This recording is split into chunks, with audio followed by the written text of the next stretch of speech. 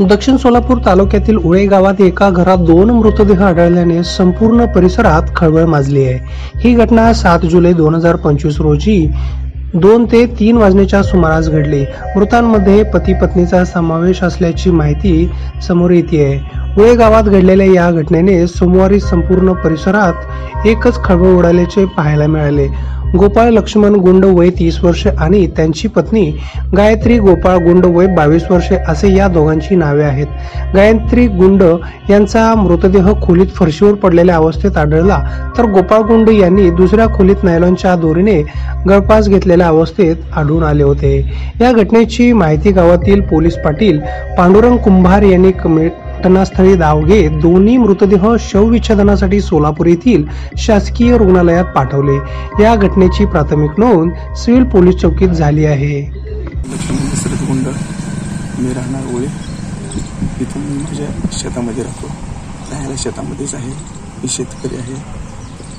माझ्या मुलाचं लग्न लव्ह मॅरेज झालेलं होतं, अंदाजे 2-2.25 महिने झालेलं होतं आणि ते आळंदी संस्थेत त्यांचं ते लव्ह मॅरेज त्यांनी केलेलं होतं आणि ती उशीर होती नवरा बायको आणि त्या दोघांचं काय झालं हे काय मला माहीत नाही।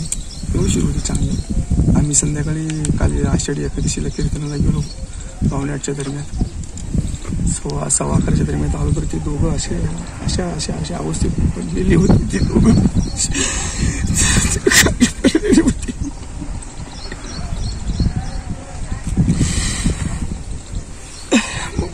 फोन केला गावात फोन केलं पुन्हा त्यांनी, मग चौकीला कळलं, पुन्हा ते डिपार्टमेंट येऊन त्यांनी तुमचं पुढचं काय असेल ते कार्य केलं।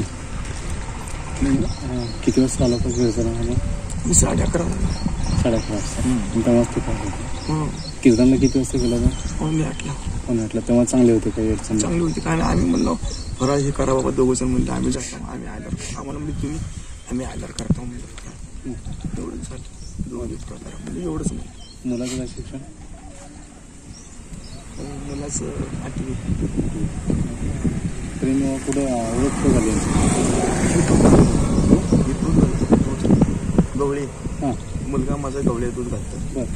ती जी मुलगी आहे त्या मुलीच्या घरी दूध होतो त्यांच्या बरोबर, त्यांची काहीतरी अशी ओळख झालेली असं इथूनच त्यांचं काहीतरी प्रेम प्रकरण झालेलं आहे असं एक माझा अंदाज। कुणाचं काय दबाव वगैरे काय मुलीकडनं वगैरे दबाव वगैरे होता का मुलांना?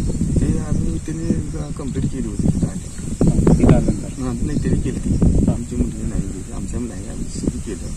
मग तिथे पोलीस आणते आम्हाला माहीत नाही, त्यांनी आल्याशिवाय आम्ही त्यांचं पूर्ण माहिती दिल्याशिवाय आम्ही तुम्हाला काय बोलू शकत नाही। मुलगा नाही खरा आहे, पण त्यांनी प्रत्यक्ष आल्याशिवाय मी काही बोलू शकत नाही। त्यांनी आम्हाला तपास करा म्हणून आम्हाला 10-12 नंतर तपास लागला करायला असं त्यांनी आली, बोलून घेतला, आम्ही चौकीला नेऊन हजर केलं।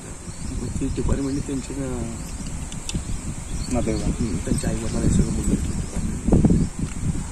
त्यांनी विचारपूस केली, त्यांचा जबाब घेतला। मुलीला विचारलं मुलाकडे जाणार का मुलाकडे जाणार, मुलगी मुलीने मुलाकडे, वडील ये म्हणतो नाही मुलाकडे जाणार। मग मुलगी बाप मला पोरगी माझी मेंटल आहे म्हणलं, चक्रम आहे म्हणलं, मेंटल आहे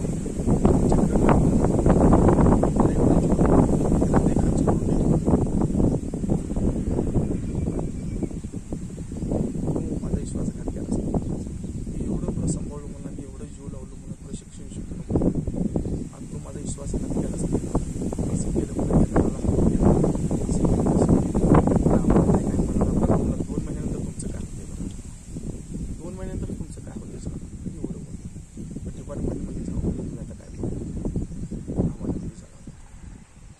तुम्हाला काय अडचण असली तर सांगा, म्हणजे आम्ही तुमच्या घरापर्यंत आम्ही आमचा तुमची सॉरी तुमची काय अडचण